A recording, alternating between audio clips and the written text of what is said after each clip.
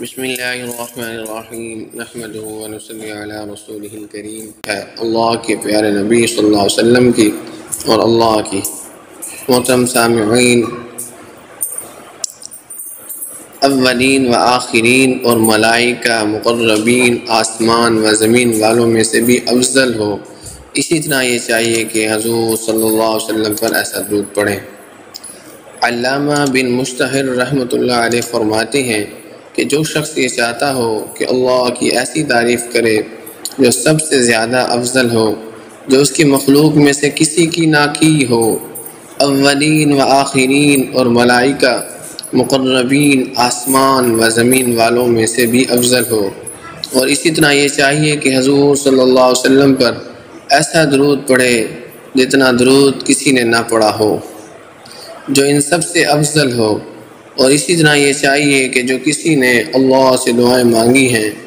ان میں سے ایسی دعائیں مانگے جو سب دعاؤں سے افضل ہو، تو اسے چاہیے کہ یہ پڑھے: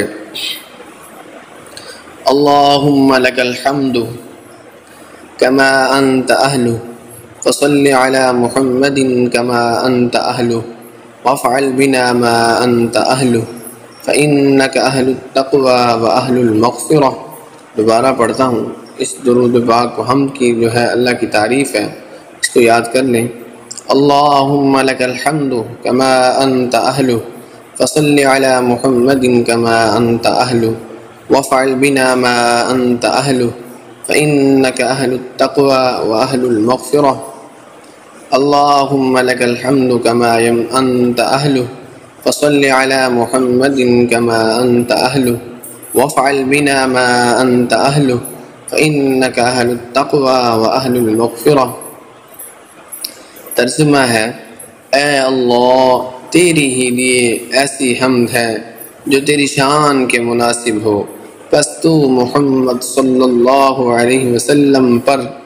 اپنی شایان شان رحمت نازل فرما اور ہمارے ساتھ وہ معاملہ فرما جو آپ کی شایان شان ہو، بے شک تو ہی اس کا مستحق ہے،